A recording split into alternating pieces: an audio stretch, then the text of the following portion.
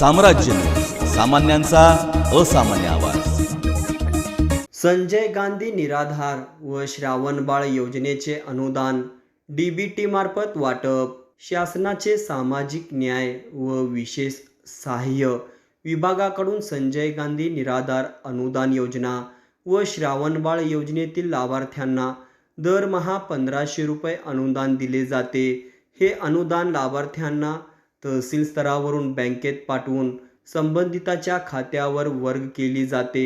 मात्र आता थेट डीबीटी मार्फत पात्र लाभार्थ्यांच्या खात्यावर अनुदान वितरित केले जाणार आहे। संजय गांधी निराधार व श्रावणबाळ योजनेच्या लाभासाठी यापूर्वी तहसीलकडून संबंधित बँकेत सर्व लाभार्थ्यांची यादी पाठवून त्यानुसार निधी दिला जात आहे।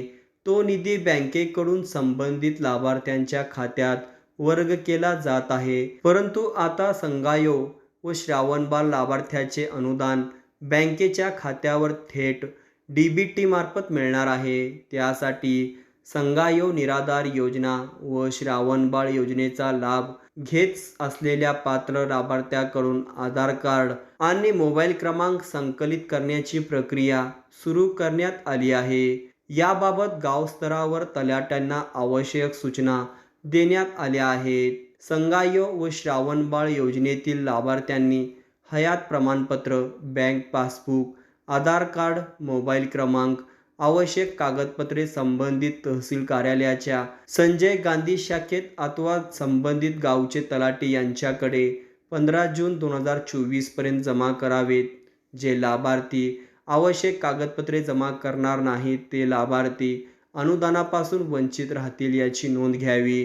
विशेष सहाय्य योजनेचे लाभार्थी हे अनुदानापासून वंचित राहू नये यासाठी लाभार्थ्यांनी आपली कागदपत्रे संबंधित तहसील कार्यालयाचे संजय गांधी शाखा अथवा गाव तलाठी यांच्याकडे जमा करावेत असे आवाहन जिल्हा प्रशासन यांच्याकडून करण्यात येत आहे।